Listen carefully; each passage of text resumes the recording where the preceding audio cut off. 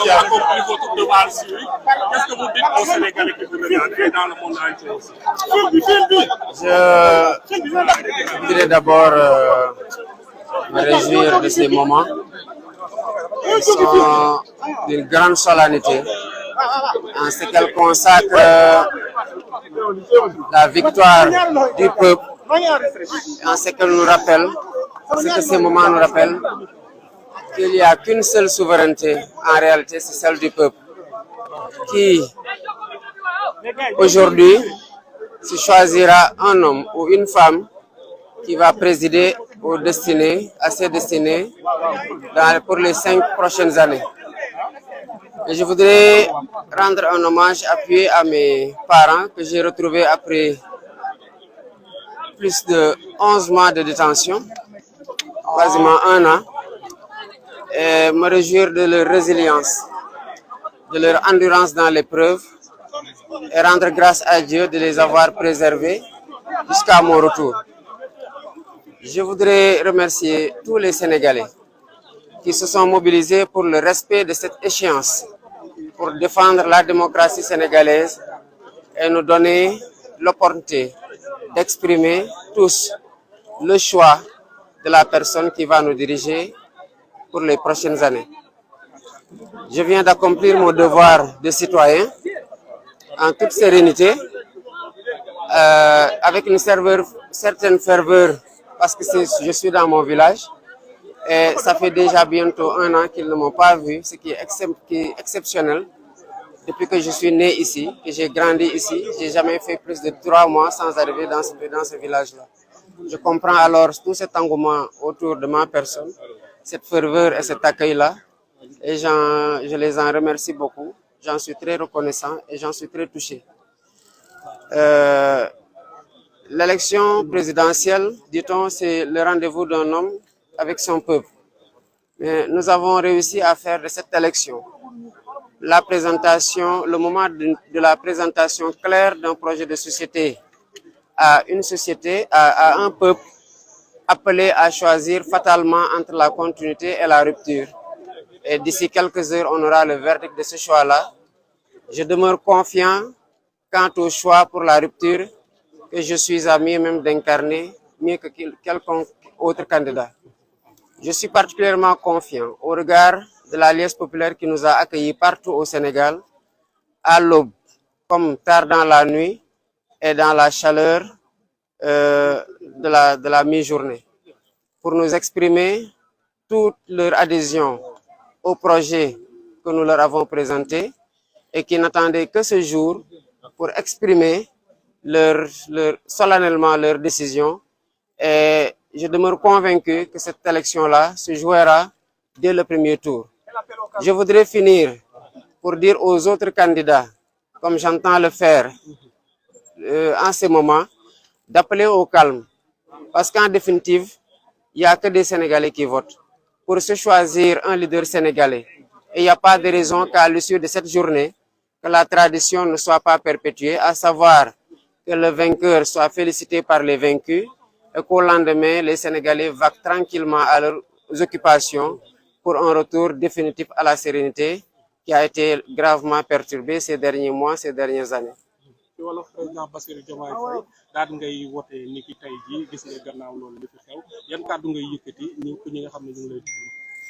waaw damay sant yàlla rek ci ni ma mayaatee ma ñëw ba sama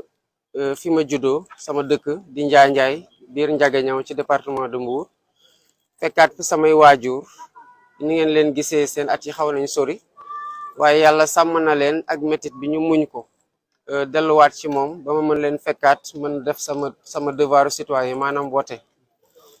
Gis ngeen tamit waa dëkk bi niñ ma tertoo waaye li ma mën a comprendre la parce que fii laa juddoo il y a 44 ans ci gannaaw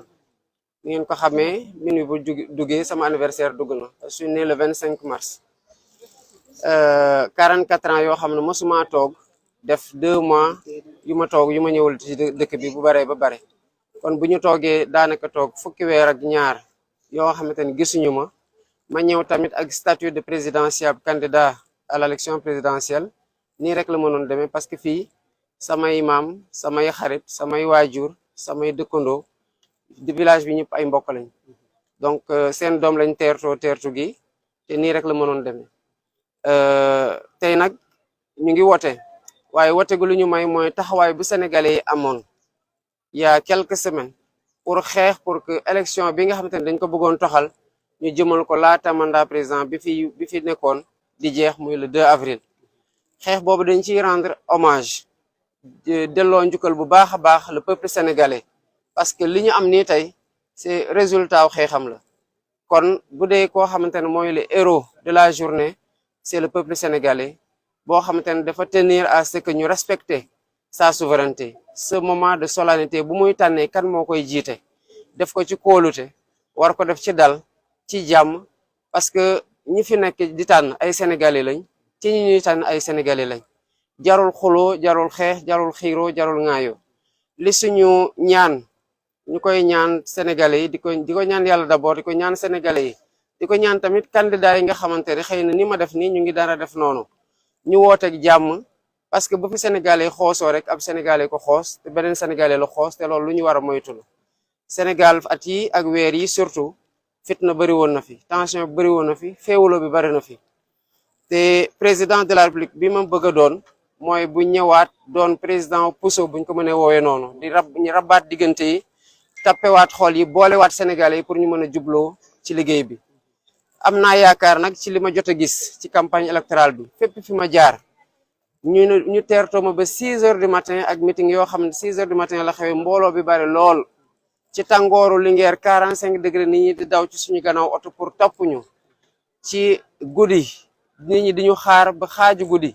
pour saafonteeg ñun pour déglu ñu pour fësal ni ñu ànd ak ci suñu projet loolu day dalal sama xel ne que élection bi premier tour dina jeex ma am yaakaar nag ñi nga xamante ne yàlla dina leen natoo ndam ñu am humilité boo xamante ne dañuy xam ne ndam li sas la waaye du mérite personnel sas la yaakaar la bu ñu teg seen loxo waaye du mérite personnel yaakaar gu ñu warul trahir jamais bu ñu warul wor la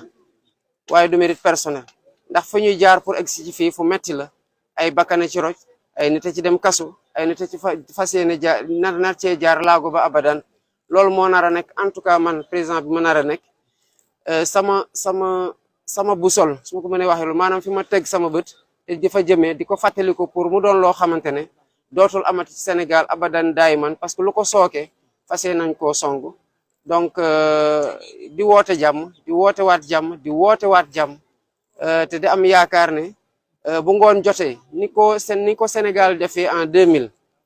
ki fi nekkoon félicité ki gagné ni ko Sénégal defee 2012 ki fi nekkoon félicité ki gagné noonu la war a demee tey parce que suñu génération warul def moins que ses devanciers dañoo war a tamit dégluwante topp scrutin bi ànd ci toute la bonne foi qu'il faut et l'acceptation du résultat bu ko defee jàmm ju ñu bëgg dina am de Sénégal luñ ko xamee woy bi dina gën a rafet ñu mën a jublu ci liggéey bi bu ëllëgee ndax urgence yi bari nañ situation dëkk bi metti na te c'est des défis yoo xamante ne amuñu temps bu ñuy xaar pour bañ leen song à bras le corps pour mën ko dindi ndax sénégalais yi sonn nañ waaye incha allah rabbi tey la seen rongoñ di fer bu soobee yàlla.